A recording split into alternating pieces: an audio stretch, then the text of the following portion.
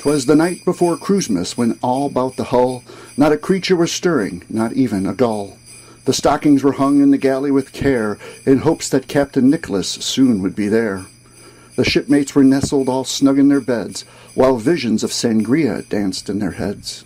And the Admiral in her PJs and me in my shorts had just snuggled in for some romance of sorts. When up on the flybridge arose such a clatter, I sprang from my bed to see what was the matter, when what to my wondering eyes did appear but a drunken old looper stinking of beer. My first instinct, of course, was to yell, "What the heck? Get off of my boat!" And then he barfed on the deck. "Whoa, whoa, whoa," the drunk said with a grin.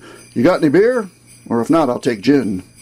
I squinted my eyes to get a good look at the dude, and I knew in an instant I was thoroughly screwed. "I'm Captain Nicholas," he then said rather proudly. "Don't raise your voice with me," he said very loudly. "It's that jolly time of year," he said to me then. "It's Cruisemas, the holiday for boaters once again." So Nick, I then asked, "Why are you really here?" "I was hoping," he said, "to pilfer some beer. But in the true Cruisemas spirit, I'll set that aside and give you some gifts on this boating Yuletide." He reached into his duffel and pulled out lots of stuff. "It's all a bit much," I said. "This is really enough." "I've got Raycor filters and joker valves, PFDs and such," I protested. "But Nick, it's really too much." "There's a new genset, a chart plotter, an anchor and more, and all kinds of crap from the West Marine store." "Wow," I yelled. "Hey, honey, come here and see this. Captain Nick is here. This is something you can't miss." My Admiral then made her way up on the deck and suspiciously checked out the old drunken wreck. "I'm Captain Nick, and you must be the Admiral here. I've got a gift for you, too," he said with a leer. "Why don't you come a little closer for some Cruisemas cheer?" My wife said, no, I think I'm fine here." Then the jolly old elf, who smelled like cheap wine, arose to his feet, looked at his watch, and said, "Well, look at the time. I have only a moment, 2 minutes tops, 'cause I got a vamoose to stay ahead of the cops." He stumbled to the rail of the main deck and then fell to the dock with a huge crack on his chin. But he bounced to his feet and laughed with a scoff. "That'll leave a mark. Well, I've got to be off. I've got to get going. The time gets away.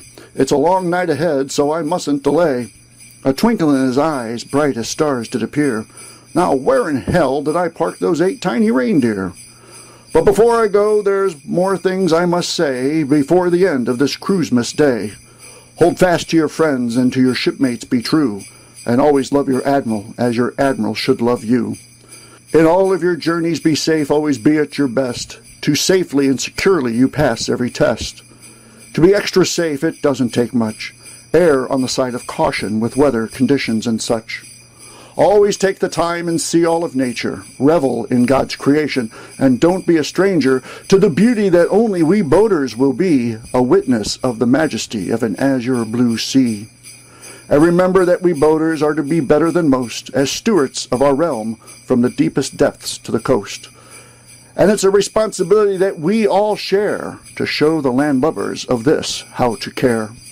But most of all, cherish your time and don't give it away to naysayers and critics that want to lead you astray, to the kinds of empty lives that they lead, because they don't know how to dream anymore.